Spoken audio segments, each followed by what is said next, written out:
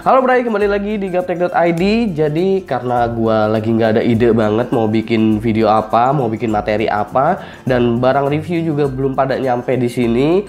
Jadi ya udah, gue bikin Q&A aja. Jadi kalian bisa tanya-tanya ke gua lewat Instagram dan gua akan jawabin beberapa pertanyaan yang mungkin menarik buat gua. Dan untuk pertanyaan-pertanyaan soal rakit PC atau budget PC di sekian juta, itu mungkin kalian bisa tanya ke Tokopedia-nya gaptek.id, karena gaptek.id sekarang udah ada online store-nya di Tokopedia. Jadi kalau memang kalian serius pingin build PC atau pingin rakit PC, kalian bisa langsung ke tokopedia.com/gaptek.id dan tanyakan di situ. Tanyanya ke Tokopedia ya, jangan ke DM IG gua atau di Facebook atau di fanpage.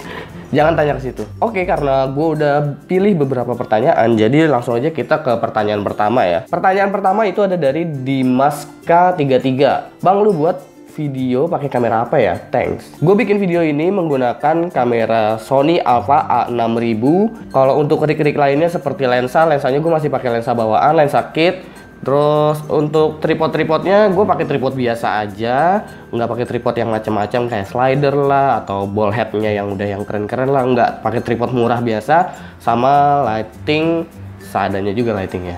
Stephen 45. Bang, bener nggak sih kalau sekarang OpenCL Radeon udah bisa render secara real time di Premiere Pro? OpenCL sama CUDA sebenarnya untuk sekarang ini memang nggak begitu jauh. Mungkin lu bisa cek perbandingannya di GTX 1060 versus RX 480 karena di sana ada adu-adu render di Premiere Pro. Tapi kalau misalkan dibilang real time pun sebenarnya ya tergantung editannya. Seberapa banyak editannya, seberapa banyak lu pakai efek, itu bisa mempengaruhi real time atau enggak. Tapi kalau cuman kayak cut doang, terus ya sedikit color corrector kayak gitu, gua rasa real time ya pasti sanggup banget. Untuk di preview ya, maksudnya real time di preview itu pasti sanggup banget. Lanjut, M Fadli Al-Kahfi. Orang tua, calon istri atau karir? Pilih salah satu. Kalau pilihannya dua, calon istri atau karir, gue pasti mementingkan karir terlebih dahulu. Tapi kalau ada pilihannya orang tua, ya pasti orang tua. Karena yang mendukung karir gue pun orang tua, bukan calon istri. Calon istri masih calon doang, boy. Gile. Tapi kalau orang tua kan udah kita yang punya. Kecuali kita udah punya istri lah baru. Mungkin istri dulu gitu. Karena kan gue laki-laki yang akan memegang keluarga. Aduh, ini nyetrum nih keyboardnya nih. Dari GD_Arif. Pengen tahu ide awal dan usaha-usaha lu bang pas awal-awal mau nyiptain gaptek. Suka dukanya mungkin bisa lu sharing. Kalau dibilang suka dukanya sebenarnya ya sampai sekarang juga masih duka. Cuman kalau sebelum gaptek dibikin, usaha-usaha yang gue lakukan itu, kalau sebelum gaptek mau dibikin sebenarnya gaptek awalnya mau bikinnya online store. Tapi karena gue ngelihat ini nih Enter bikin online store duluan, enter.id, gue langsung panik. Ya udahlah, gue nggak jadi jualan lah. Gue bikin review aja kayaknya. Padahal barangnya waktu itu gue udah beli yang buat video pertama gue.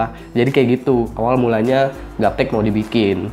Ya tapi sekarang kesampaian lah buka online store juga. Semoga laku dari kalian-kalian juga yang beli, mudah-mudahan. Kalau dibeli sampai sekarang belum ada yang laku. Gila. Selanjutnya dari Bima Teguh P. Tertarik gak sama Ryzen? Sangat tertarik. Gue sangat tertarik sama Ryzen, bukan karena hype-nya dan berita-berita rumornya yang banyak banget, sampai-sampai gue mau bikin gaptek news pun agak males untuk bikinnya karena rumornya itu bermacam-macam beritanya. Tapi yang pasti sih untuk Ryzen ini gue bener-bener sangat menantikan banget sih. Dan kalau bisa gue harus cobain duluan Ryzen itu seperti apa, dan kalau bisa gue yang paling duluan review. Gue harus hubungin Klausi sekarang. Selanjutnya itu dari Albanisha. Gimana perasaan lu udah punya channel yang menurut gue subsnya udah gede? Emang 17.000 udah gede? 17.000 belum gede lah menurut gue. Jadi ya belum gede. Lanjut dari David Bahtiar. Mobo dengan 2 slot channel dengan 4 channel performancenya lebih baik mana? Kalau kayak motherboard gue ini kan slotnya ada 4, tapi biasanya slot yang 4 itu belum tentu quad channel. Tapi ini 4 slot tapi masih dual channel. Tapi kalau misalkan, gue ngerti sih maksud pertanyaan lu, mungkin maksudnya dual channel sama quad channel itu lebih bagus mana, ya jelas udah lebih bagus quad channel. Tapi untuk di motherboard yang punya 4 slot dan tipenya modulnya dual channel, kalian pasang 4 RAM pun ya jalannya tetap dual channel. Jadi nggak ada perbedaan performance antara pakai 4 RAM atau pakai 2 RAM. Kecuali kalian pakai single channel RAM dibandingkan dengan dual channel, itu baru mempunyai perbedaan yang cukup terasa lah. Terutama dalam main game mungkin akan pengaruh di stuttering atau di minimum FPS. Bukan di maksimum FPS, bukan di rata-rata FPS, tapi di minimum FPS. Itu juga sama halnya dengan frekuensi RAM dan timing RAM. Dari Karisma Nizar, Bang, gua kan pakai RAM Tim Elite Plus 8GB 2400 MHz single channel. Nah, lalu mau tambah pakai Avexir Core Red 8GB single channel, worth it nggak? Gini ya. Sebenarnya selama timing dan frekuensi RAM-nya sama, sebenarnya itu nggak apa-apa. Tapi karena setiap merek RAM kadang chipnya beda, IC-nya beda, boardnya beda. Jadi lebih baik saran gua pakai merek yang sama, yang pasti-pasti aja lah gitu. Bukan yang nggak boleh, bukan yang nggak bisa, tapi gua menyarankan untuk pakai sampai mereknya pun sama jika lo mau tambah modul RAM lo. Nah, selanjutnya dari nih Sevendi, Bang punya pacar nggak? Nggak punya dan nggak mau punya. Apa yang membuat lo giat banget bangun channel YouTube selain tentang duit? Menarik. Apa ya yang membuat gue giat bangun channel YouTube selain tentang duit? Ya karena gue lagi nggak ada kerjaan lain aja sih.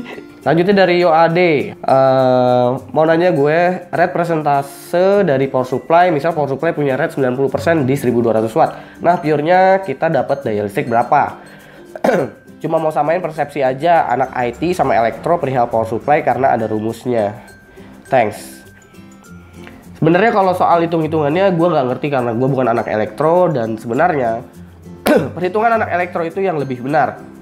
Tapi kalau kita bicara soal label 80 plus yang ada di power supply PC, itu sebenarnya bukan rate daya dari power supply tersebut, tapi itu adalah seberapa besar efisiensi daya yang diberikan power supply tersebut.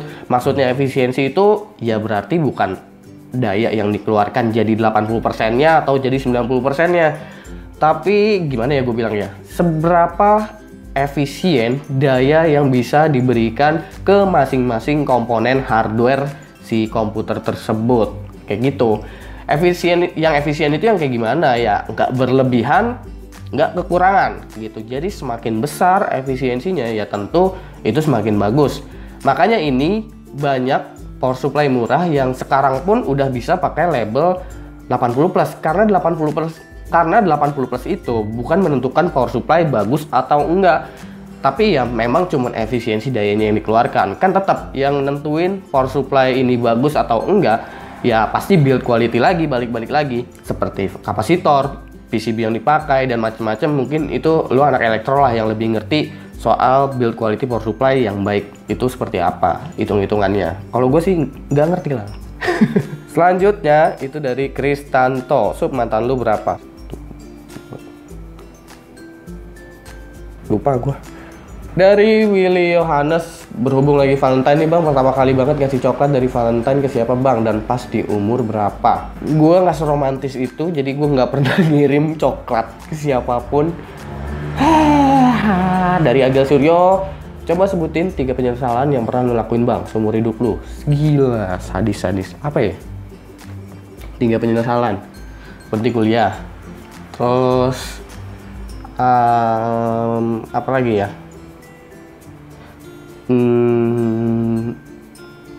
Berhenti kuliah. Berhenti kuliah doang sih. Serius dah. Nggak ada lagi. Selanjutnya itu dari Wildan_Rifki_Ananta.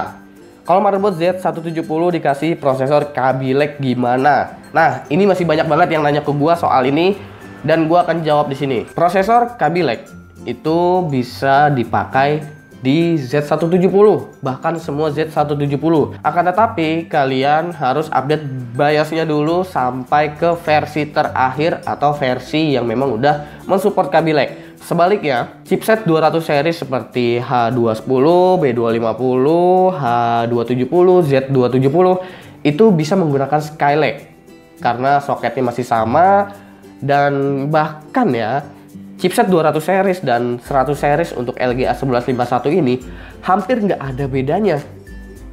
Bedanya mungkin kayak seperti macam di Intel Optane gitu. Dan apalagi bedanya, kalian bisa menggunakan minimum sejelek-jeleknya itu frekuensi RAM-nya 2400 MHz default DDR4-nya. Sementara di chipset 100 series dari H110, H170, B150, Z170 itu minimum frekuensinya paling rendah default DDR4-nya adalah 2133 MHz. Mudah-mudahan kalian semua sekarang ngerti kalau chipset 100 series bisa menggunakan Skylake dan juga Kaby Lake, dan chipset 200 series juga bisa menggunakan Kaby Lake dan juga Skylake. Oke, di situ udah habis pertanyaan-pertanyaannya yang bisa gue jawabin. Sebenarnya ada sekitar, tadi pas gue cek sekitar 90 atau 100 komen yang masuk ke IG gue. Jadi gue udah pilih-pilihin, dan sorry buat yang belum terjawab. Dan gue ingetin sekali lagi, kalau Gaptek udah ada Gaptek Computer Store. Kalau kalian mau beli komponen-komponen atau kalian mau build PC, silakan langsung kirim pesan ke Tokopedia, bukan ke IG, bukan ke fanpage, bukan ke Facebook gua. Oke? Jangan lupa like, share, dan subscribe jika video ini menarik buat kalian. Follow sosial media gua, itu ada di description box. Gua Subki, dan seperti biasa sampai jumpa di lain kesempatan.